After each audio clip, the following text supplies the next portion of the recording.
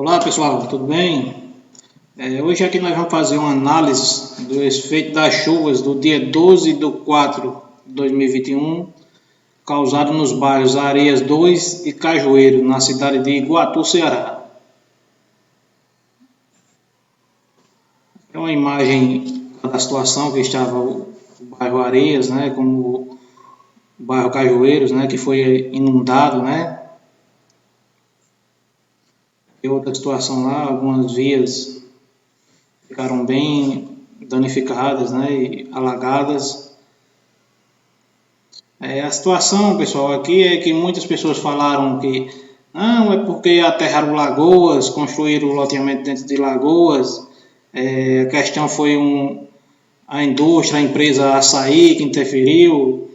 Pessoal, essa minha análise que eu vou fazer é uma análise técnica aqui, né? Eu vi hoje também uma reportagem do secretário Marcos Ageu no iguatu.net, uma entrevista, uma reportagem bem esclarecedora, né? Aqui eu não estou tratando a parte política, a gente vamos tratar a parte de engenharia, né? Vamos tratar a parte de engenharia. Como também não sou ambientalista, sou engenheiro civil, né? Não cabe a mim dizer se está correto ou não a construção do empreendimento do Açaí naquele local, nós vamos falar a parte de engenharia, né? Essa imagem aqui, quando chegou até mim essa imagem, né? A análise que eu fiz é que tinha algum erro aqui de execução, alguma coisa foi mal executada, né? Porque dá para você ver nessa imagem anterior aqui, lá atrás no bairro Cajueiro tem muita água, né? Como no bairro Areias. E aqui no ponto onde era o deságue, a lâmina d'água estava muito pouca. Então eu logo percebi que aqui era um erro de cota. Entendeu? Um erro de cota. Que você vê aqui, ó, a entrada da galeria, a lâmina de água é muito pouca. Se a lâmina de água estivesse totalmente aqui nessa entrada, nessa boca de lobo, aí poderia ser uma interferência, né? Então interferir o curso de água, né? Foi interferir o curso de água e a água está represando lá atrás. Mas essa água ela estava represando devido a cota, né? A cota estava mais alta, entendeu? A cota nessa rua aqui, a cota nesse ponto aqui, ela estava mais alta do que a entrada da boca de lobo. Por isso que a água estava causando esse alagamento, né? Estava represando e voltando lá para os outros bairros. É tanto que quando essa rua aqui foi aberta, aqui, essa pavimentação foi aberta aqui, a água baixou, né? Então o erro aqui era de cota, né? Mas eu vou tratar um pouco aqui da engenharia para vocês verem como é que funciona a drenagem em si, né? A drenagem urbana, né?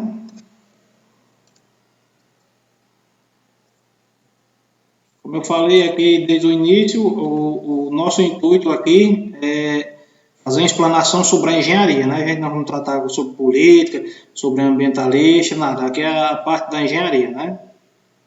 Para quem não me conhece, eu esqueci de me apresentar no começo do vídeo. Meu nome é Pedro Anchieta, sou sócio-diretor da empresa Viver Bem Engenharia e Urbanismo. Estamos situados aqui na cidade de Juazeiro do Norte, porém trabalhamos em todos os municípios do Ceará, né? E temos alguns projetos de loteamento aí no Iguatu, como em outras regiões, né? Então, a gente tratando aqui um pouco sobre drenagem, o sistema inicial de drenagem, ou microdrenagem, ou ainda coletor de águas pluviais, é aquele composto pelos pavimentos das ruas, guias e sarjetas, bocas de lobo, rede de águas pluviais e também canais de pequenas dimensões. Isso aqui é a parte da microdrenagem, né? Este sistema é dimensionado para escoamento de vazões de 2 a 10 anos de período de retorno. Quando bem projetado e com manutenção adequada, praticamente elimina as inconveniências ou interrupções das atividades urbanas que advêm das inundações e da interferência de enxurradas. Então, a microdrenagem, a gente vai trabalhar, como não diz, micro, né? É uma parte pequena, um loteamento, um bairro, né? E os dispositivos de drenagem, a própria rua, guia, sarjeta, boca de lobo, rede de galerias pluviais, e canais, essas redes de pequenas dimensões, né? Até 1,5 m o diâmetro das tubulações, né? Acima disso já é a parte de macro, né? Mas, como em qualquer produto, né, da engenharia civil, precisa de manutenção. A rede de drenagem ela precisa de manutenção constantemente, né? Porque a drenagem o pessoal só lembra dela quando chove, né? Quando chove que causa algum transtorno, o pessoal vai lembrar da drenagem, né? Já o sistema de macro é constituído em geral por canais abertos ou de contorno fechado, de maiores dimensões, projetados para vazões de 25 a 100 anos de período de retorno. Do seu funcionamento adequado depende da prevenção ou minimização dos danos às propriedades, ou danos à saúde e perda de vida, né, da população. Então, pessoal, a microdrenagem a gente projeta ela para um período de retorno de 2 a 100 anos. O que é esse período de retorno? Nós vamos tratar dele mais na frente, mas é o que eu vou explicar a vocês. Vamos supor, uma chuva que aconteceu hoje, a gente trabalha com estatística. Se eu estou adotando um período de retorno de 5 anos, então esta mesma chuva, ela pode acontecer esse evento a cada 5 anos, entendeu? Ela pode acontecer uma ou mais vezes, né? Entendeu? Já o período de retorno de 25 anos já é maior, né? É um período que vai abranger mais anos, né? Para esse evento voltar a acontecer. Não é isso? Então, para pequenas bacias, a gente usa um método racional, né? Para análise da drenagem, né? Para bacias de drenagem que não apresentam complexibilidade e que tenham áreas de drenagem inferior a aproximadamente a 3 km². Então a gente usa esse método racional, que é a formulazinha 0,278 vezes o C, que é o coeficiente, vezes o I, que é a intensidade, vezes a área da bacia, né? A equação de chuvas IDFs, que é intensidade, duração e frequência, a gente vamos tratar a intensidade que choveu, né? Porque quando você me diz que choveu 100 milímetros, choveu 150 milímetros, choveu 80 milímetros, só esse dado para mim como projetista, ele não diz muita coisa, entendeu? Porque choveu 100 milímetros em quanto tempo? Né? Quantas horas? Né? Qual a duração? Né? A frequência que isso vai voltar. Por isso que a gente relaciona vários fatores aqui, que é o tempo de retorno, né? Período de retorno que eu vou adotar, a duração, né? E com alguns parâmetros que são calculados, a gente define a intensidade, né? Que vai ser em milímetros por hora, metros cúbicos por segundo, né? A partir daí eu posso dimensionar meu dispositivo de drenagem, né? O método racional, o tempo de concentração, né? O tempo que a água vai levar para cair do ponto mais alto daquela bacia até o ponto mais baixo, né? A gente calcula ele pela essa fórmula aí, Kirk, né? Tempo de concentração, que a gente vamos usar duas incógnitas, né? Que a topografia nos traz, que é o comprimento da bacia, né? E o desnível, né? Do ponto mais alto ao ponto mais baixo. E aí a gente vai ter o tempo de concentração. Aqui é o espaçamento dos postos de visitas, né? Quando a gente menciona galerias, né? Que é uma galeria com diâmetro de 30 centímetros, a gente pode espaçar elas, os postos de visita, 120 metros, de 50 a 90, 150 metros, e acima de 1 metro, 180 metros, né? Cada um posto de visita, né? Como eu falei para vocês, o período de retorno ele está estimado aí, para microdrenagem residencial 2 anos, comercial 5 anos, área com edifício de serviço 5 anos, aeroportos 2 a 5 anos, áreas comerciais e artérias de tráfego 5 a 10 anos. Né? É o coeficiente C, né? Que muita gente conhece pelo coeficiente de Runoff, né? Que é o coeficiente de escoamento superficial. Ele nos diz a quantidade de água que está escoando superficialmente, né? Que ele vai de 0 a 1. Quanto mais próximo de 1, mais água está escoando. Então, edificação muito densas, partes centrais das cidades, densamente construídas, né, com calçadas, vias pavimentadas, né, o selo é de 0,70 a 0,95, né, você vê que, né, já em matas, partes e campos de esportes, ele é de 0,05 a 0,20. Né, então, aqui é um coeficiente que você vai dizer a quantidade de água que está escoando, né. Galerias circulares, o diâmetro mínimo das galerias, seção circular deve ser de 0,30 e o diâmetro com corrente são 30, 40, 50, 60, 1 metro, 1,20 e 1,50.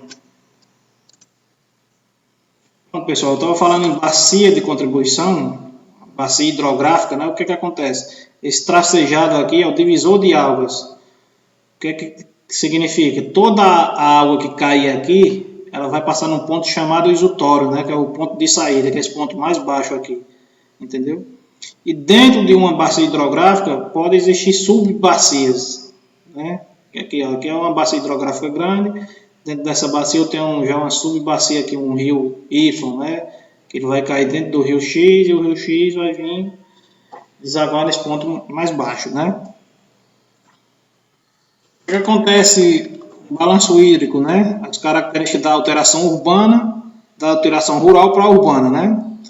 Quando a gente tem uma bacia que ela é rural, quando chove, né, a gente tem interceptação da vegetação, né, a água intercepta, tem a evapotranspiração, né, que é a água que evapora dos rios, lagos, açudes, como a gente conhece aqui no Nordeste, e das próprias plantas, né. O escoamento superficial ele é menor, o escoamento subsuperficial ele é um pouco maior. O escoamento subterrâneo ele é quase igual ao escoamento superficial, né? Já quando você está com a área urbanizada, né, que já existe loteamentos, você impermeabilizou o solo, a evapotranspiração já não vai mudar, né, vai ser só a transpiração, né? O escoamento superficial, você vê que ele aumenta, a seta aumentou, né? O escoamento subsuperficial e o escoamento subterrâneo ele é menor do que o escoamento superficial, né? Aí vamos analisar aqui o escoamento. Essa linha tracejada é antes da urbanização. Choveu, né? Você vê que choveu, o pico aqui, ó, da cheia, o volume de água é menor, né? E o escoamento de base é maior, né? Ó. Você vê que o pico é maior e o escoamento de base é menor. Quando você urbaniza, o pico é maior e mais rápido. Entendeu? Aqui a gente tem a vazão. Ó. Vamos supor, vazão e aqui era o tempo. Né? Olha o pico aqui onde ele vai acontecer. Ó. Quase na metade. Né? Já a vazão, quando você urbaniza, o pico é mais alto. Ó. Mais rápido. Né? Ele acontece antes. Entendeu? E aqui é a resposta da geometria ao escoamento, né? A gente tem um limite de área inundada, né? E o que acontece depois que a gente urbaniza, né? Você urbanizou, você já construiu aqui numa faixa que é de preservação, né? Então, por isso que muitas vezes acontecem as inundações, né? Aí no Iguatu, como a gente tem um problema por ser uma cidade muito plana, né? A gente trabalhar com drenagem é um pouco complicado, né? O ideal seria a gente tratar com outras alternativas, né? Aqui nessa imagem, aqui a gente tem uma bacia de retenção, né? Algumas pessoas conhecem por bacia, outros por reservatórios, piscinões, que sempre tem nessas capitais maiores, né? Mas o que se adequaria aí no Iguatu, por ser uma cidade plana, né? Existe o piscinão de detenção e de retenção. A diferença entre esses dois dispositivos é que o de retenção, ele sempre vai ter água, né? Ele sempre vai ter uma lâmina d'água, né? Como se fosse um lago, como se fosse a Lagoa da Telha no Iguatu, né? Sempre vai ter água. E quando chove, esse volume aumenta, né? E depois ela sai aos poucos, aquele pico diminui, né? Já o de detenção, ele vai ser seco, totalmente seco. Ele só vai ter água no período de chuvas, né?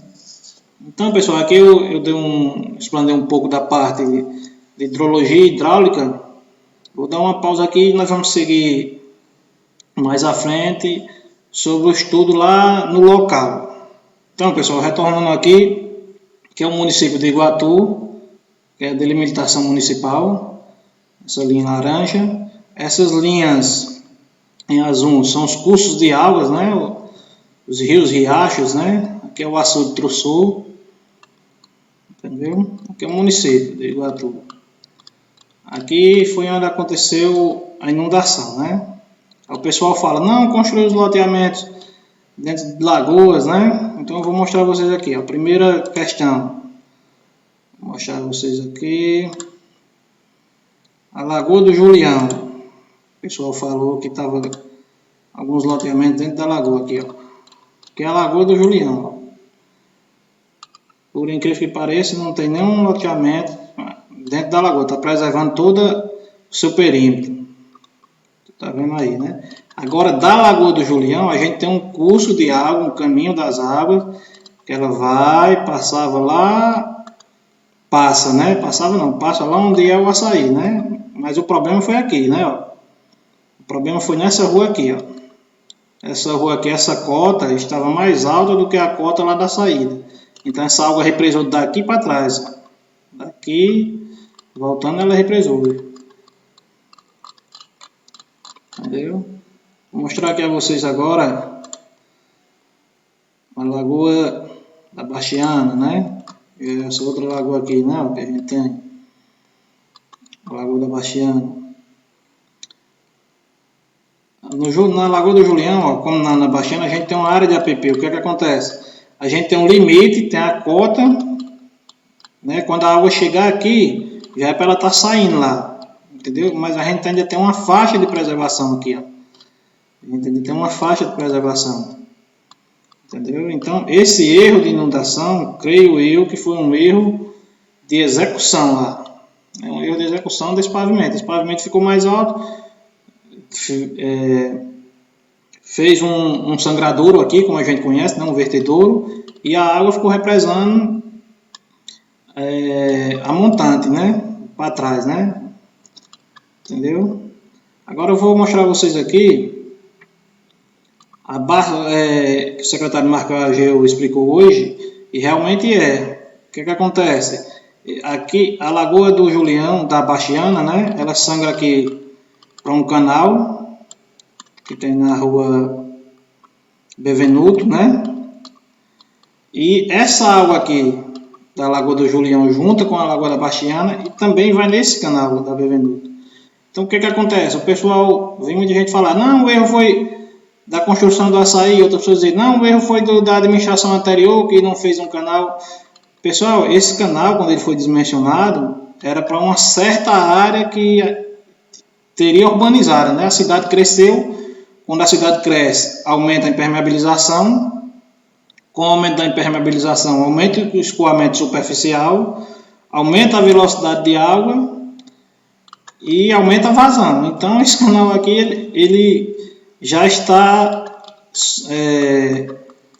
com sua vazão no limite, entendeu? Ele já está trabalhando no limite.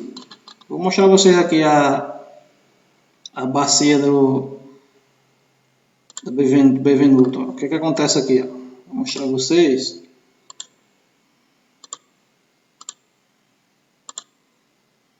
Tá entendendo? Olha o tanto, a área que passa lá naquele canal da Bevenuto. Essa água todinha aqui que cai aqui, ó, ali do regional. Pega aqui uma parte lá do altiplano, os Coabs ali do distrito industrial. Tudo passa ali naquele canal, né, do Morenão, tudo passa lá naquele canal. Como também aqui a bacia do Julião.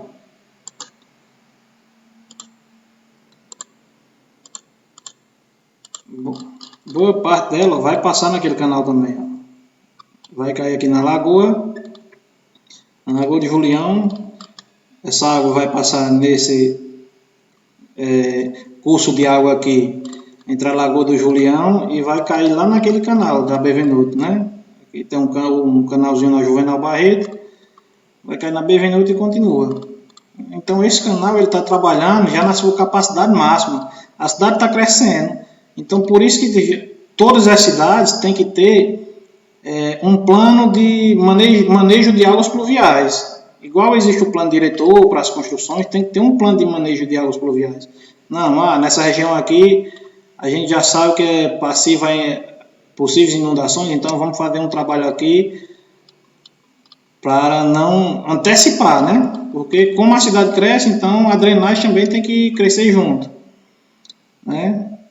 Então aqui tem duas análises que eu fiz quando eu fui projetar os loteamentos, tanto o mirante verde como o pôr do sol, com suas respectivas bacias. Então o que acontece? Essa água aqui, deixa eu desligar aqui a bacia do Bevenuto. Então toda essa água aqui, ó, dessas bacias, que essa bacia do Julião eu acho que era a maior, né? Mas por que não chega tanta água lá? Porque aqui tem muita área em mata, né? Aquilo que a gente falou, muita área não está impermeabilizada ainda, então a água infiltra, né? E não dá tempo ela chegar lá, mas com o crescimento da urbanização já é uma coisa a se pensar, né? O que acontece? Uma das alternativas que eu vi o secretário falar, e eu concordo também, é trabalhar com o canal aqui junto ao anel viário, né? O anel de contorno, né? Que chama, né? Porque para você ver, ó, aqui é o curso dessas águas, ó. Ela vem aqui, passa aqui em frente ao Detran, sai lá na frente, né? E junta-se com a água lá do canal do Bevenuto, passa lá no aeroporto. Mas aí o ponto crítico, e já também de se pensar, já nesse plano diretor de manejo de águas pluviais, é aqui, ó, lá no aeroporto, essas águas aqui, isso aqui futuramente possa ser que cause um problema. Eu não sei o diâmetro dessa passagem de água aqui, se é um bueiro, se é uma ponte, não sei, mas todas essas águas se juntam e daqui ela vai para o Rio Jaguaribe, né? Outro problema que eu acho aqui no Iguatu é por ser muito plano, canais fechados eu não aconselhava muito, porque o que acontece no canal fechado? Teve uma área aí do Iguatu que eu vi um canal que ele rompeu, né? O que acontece? O canal fechado, se ele estiver trabalhando no seu limite, a turbulência interna desse canal é muito grande, entendeu? Então faz com que ele rompa, né? Se a gente trabalha com o canal aberto, se ele atinge sua cota máxima, então ele vai transbordar, né?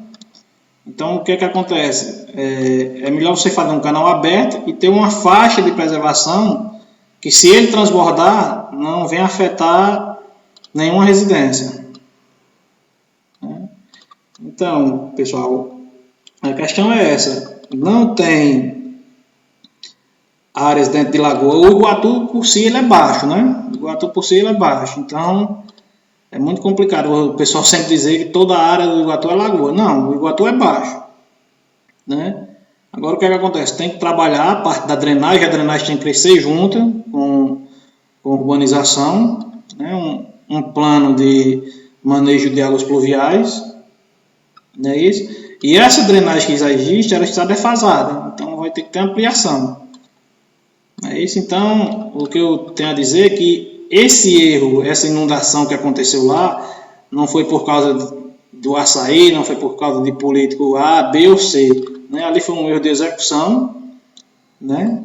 Um erro de execução que você viu quando essa rua aqui foi aberta, a água foi embora, né? Então, o que eu tenho a dizer a vocês é que sempre a drenagem tem que trabalhar junto com o crescimento do município. Então, essa aqui é uma análise breve que a gente fez e a gente estamos aí para ajudar o município.